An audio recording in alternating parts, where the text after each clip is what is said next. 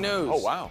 JJ Redick. That's them celebrating. The next head coach of the Los Angeles Lakers. I know it's breaking news, guys, but we didn't have file footage of him coaching his son's 7th grade team to use. Come on, we got to use the podcast.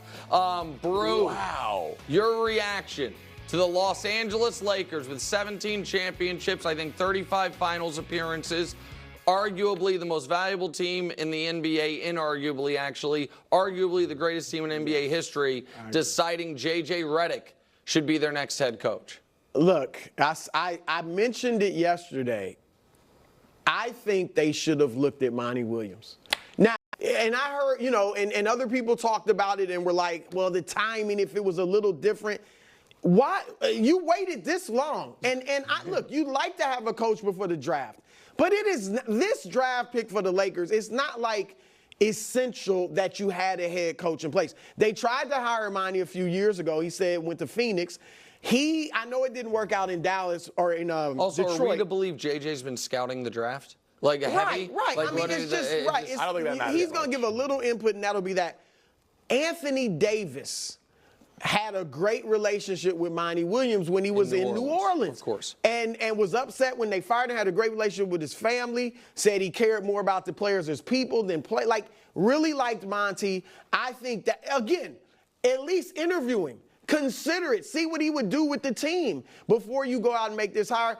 Look, JJ, maybe will he be harder? Will he coach LeBron? Because on the podcast, he does push back a little bit. So maybe he'll coach LeBron and do what they need, but it's just a complete, question mark as to how good he's going to be. I mean, it's a hell of a gamble for the end of LeBron's career. It would be objectively hilarious if LeBron didn't go back to L.A. After all this, launch a podcast with the guy, he goes to L.A., and then LeBron's like, I think someone else might be better off coaching me. So, I mean, it's Hollywood. It's a compelling story. Well, so it's a compelling, and so much of the Lakers' business is based on compelling stories. Yes. I'm glad you brought up the LeBron thing because I want to address that. It would be unfair of me to say JJ Redick's not going to be a good NBA head coach, just like it would be unfair of me to say he's going to be a good NBA head coach because he is being hired with as thin, I can say this off the top of my head knowing it's true, as thin of a coaching resume as any coach that's ever taken the job in modern NBA history. Because it couldn't be thinner. It's just to never be a part of an NBA staff, front office, to coach at the big-time high school, let alone college, G League, NBA, none of that. You couldn't have a thinner coaching resume. So there's nothing to judge it on other than vibes and guess. So I don't know. I am skeptical. My biggest concern with JJ, honestly, is he appears to me to be very, very online and very, very aware of criticism of himself. Yes. And I think that can be a real detriment if you're the head coach of a basketball team. In L.A.? In L.A. You can't have rabbit ears. That's what I mean. Head coach of the Lakers, I should say, more so than anything. The LeBron piece, though, if I may just pivot it there quickly on the fly.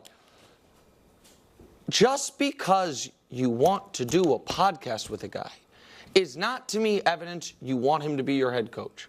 And I'm not saying, again, I give the audience my word. I have not talked to LeBron, anyone in his camp, about this. I am simply saying, just logically speaking, there are plenty of people that I adore or would adore working with that if they were like, hey, we need a new showrunner for First Things First. What about Danny? I might be like, hey, love him on the show, love him as a guy, think we could maybe get someone with a little more experience at it. So the reason I'm saying that is this idea that they are doing this to appease LeBron assumes this is what LeBron wants.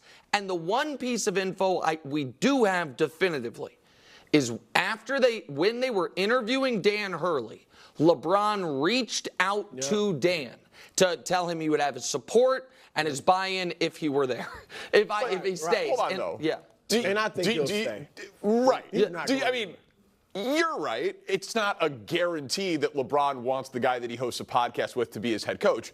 But it's a pretty safe assumption that LeBron's on board with this, right? Well, so I think. Yeah, I'm sure he's on board at the very least. No question. It'd be a hell of a coincidence. I don't think he might not like the hire. I can't see any way he doesn't like the hire. I guess my point is this. You have heard the same thing I have heard, Brew, which is he has not chimed in with the Lakers front office. He is staying out of it.